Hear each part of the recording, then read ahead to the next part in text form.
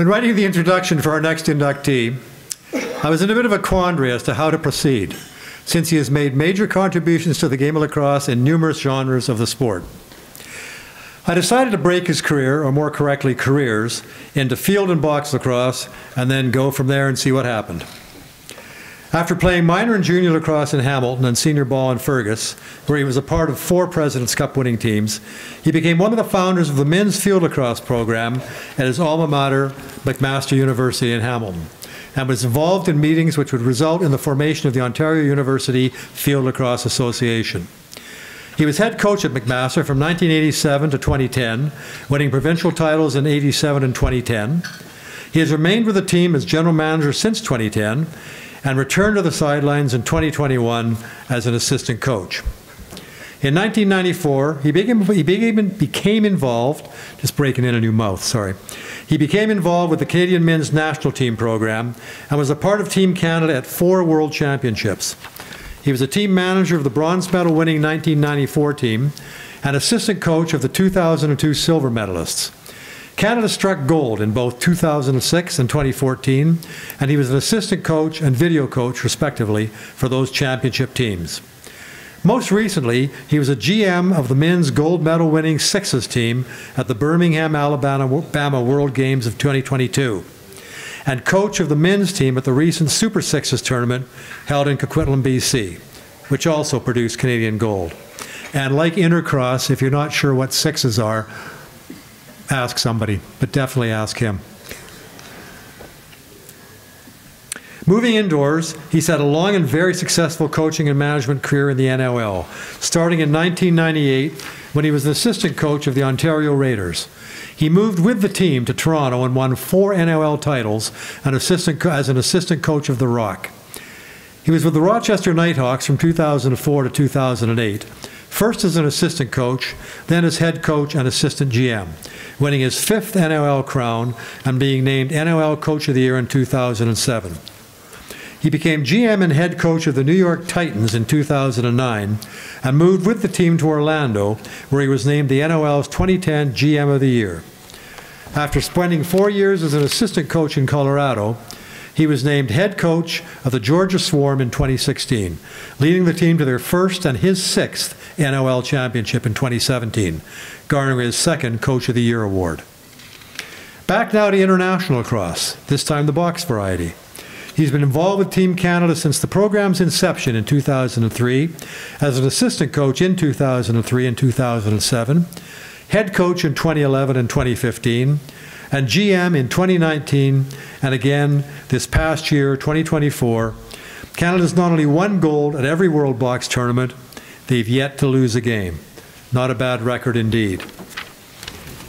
And actually over there is the Cockerton Cup, emblematic of the World Box Championship. In addition to his remarkable achievements on the grand stages of international and professional lacrosse, he has contributed to the game at its grassroots level, minor lacrosse, by developing a school program for Hamilton minor lacrosse, presenting many coaching clinics on behalf of Hamilton minor lacrosse and the OLA, and working with the NLL on grassroots development, especially in the US. He's worn and continues to wear many hats during his long and diverse lacrosse journey, and is a deserving recipient of Hall of Fame recognition, Eddie Comeau.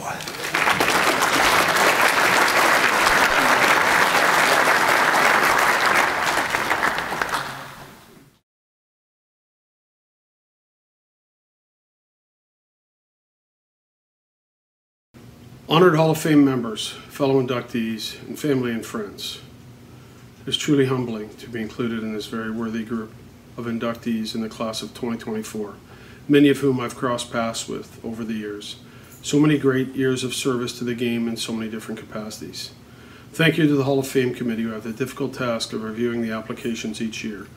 There are so many worthy people we have all met over our years in lacrosse that are all deserving to be recognized for their contributions to the game.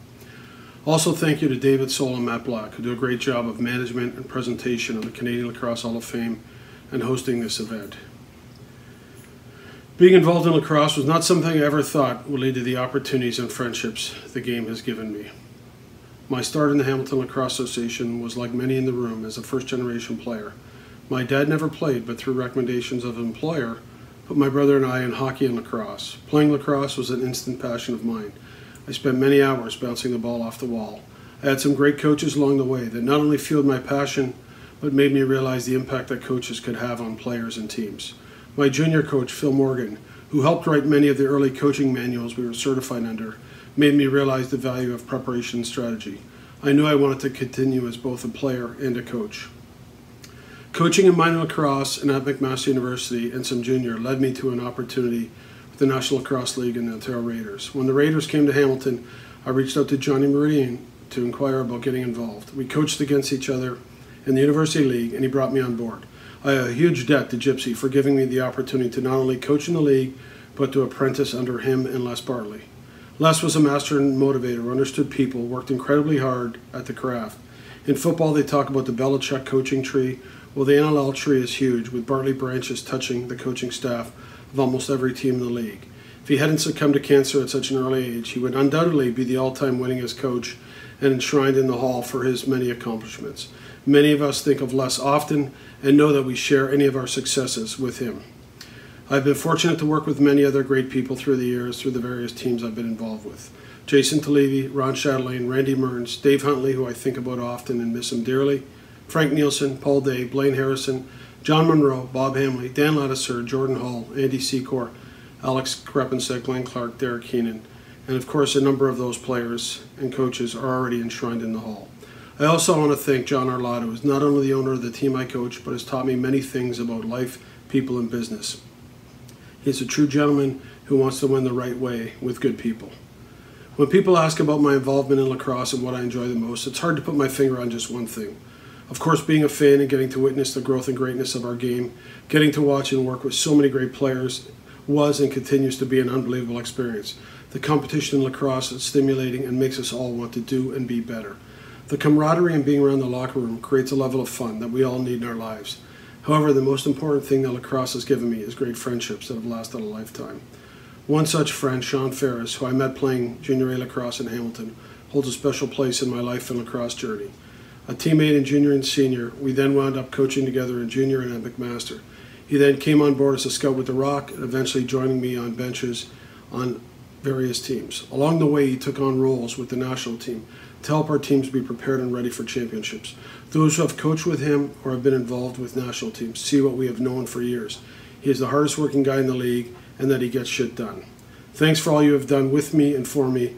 I look forward to more years of working together in the great sport of lacrosse. Lastly, I wanted to thank my family and all the families of the other inductees. None of us would be here today without that support. My parents supported me while I was playing and growing my love for the game. My wife Tracy and my boys Spencer and Alex have been there with me along the way. The commitments I signed up for in lacrosse meant much time away from my family. They supported me and became fans of any teams I was coaching, which by the way meant they became ex-fans of the number of teams I was fired from. Tracy had to endure many weekends away during NLL season, afternoons at university games, and weeks at a time with national teams. I could not have done any of it without the support of Tracy and the boys. Thank you, and I know it was not easy. This is an exciting time for lacrosse on the verge of returning to the Olympics, with the international growth and many changes happening on the domestic front. I look forward to being involved in all of that, and of course being a fan and advocate for our great game. As I said to my wife when we started dating, lacrosse is a big part of my life and will be until my last breath. Thank you once again for this honor and enjoy the evening.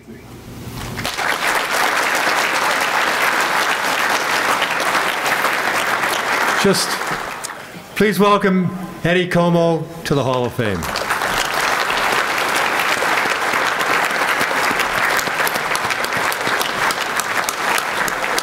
Always have to get your shot, you know?